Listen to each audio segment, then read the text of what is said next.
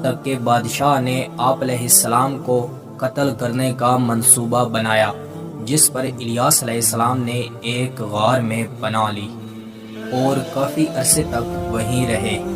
قوم کے لوگوں کو اللہ تعالیٰ نے قحط کا شکار کر دیا۔